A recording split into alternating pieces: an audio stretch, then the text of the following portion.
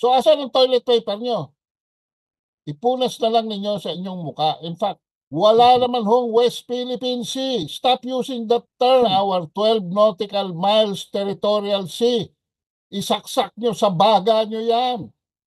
Our best claim dyan ay yung final ni Apo Ferdi Marcos na Presidential Decree 1596 with baselines delineations 1599.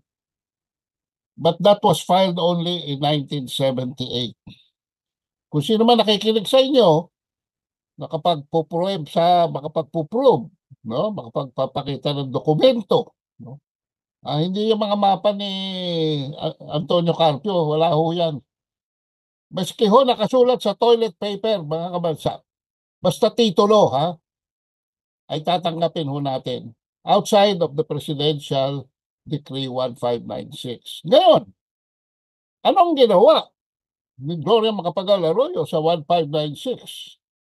Nagpalabas ho sila ng legislation ng Republic Act 9522, yung baselines law, at yun hong issue ng sovereignty ng Pilipinas ay binawasan pa.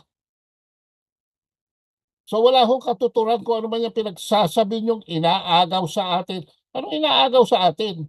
Hindi ho bumabiyahe ang China within our 12 nautical miles territorial sea. Isaksak nyo sa baga nyo yan.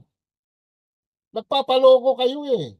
Hanggang 12 nautical miles lang po ang ating soberanya sa tubig from our baselines, from our shores. Pati ho yung treaty limits na binigay sa atin ng Kano dahil binili yan ng Kano sa mga Espanyol. Isinapuera na ho yan ng 9522. Do your homework, no? Anong katumbas niyan? 830,000 square kilometers of sovereignty out of historic rights na dinefine ng mapa na pinamana sa atin ng Amerika as treaty limits. Soberanya po yan. Yung 70,000 ng Calayan Island Group, winalawala po yan ng 9522.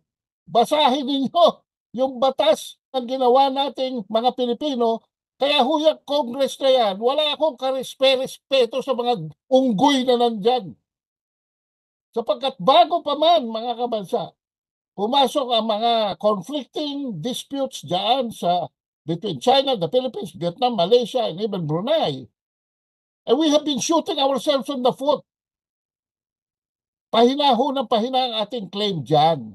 No? Kaya alam nyo, itong kaagaw natin sa mga isla. Show me! Ultimo hong arbitral ruling, walang ninombrahan na bansa na may-ari ng mga isla na yan. In fact, sabi ng arbitral ruling, hindi naman isla yan eh. Mga bato-bato lang yan. Pero they are entitled to sovereignty.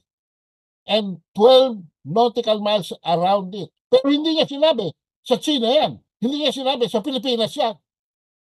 So, asan ang toilet paper nyo? Ipunas na lang ninyo sa inyong muka. In fact, wala naman hong West Philippine Sea. Stop using that term because wala pa hong application yan sa International Hydrographic Organization na pagbabasihan ng desisyon ng United Nations para bigyan tayo ng certificate o palta ng pangalan ng mga karagatan dyan.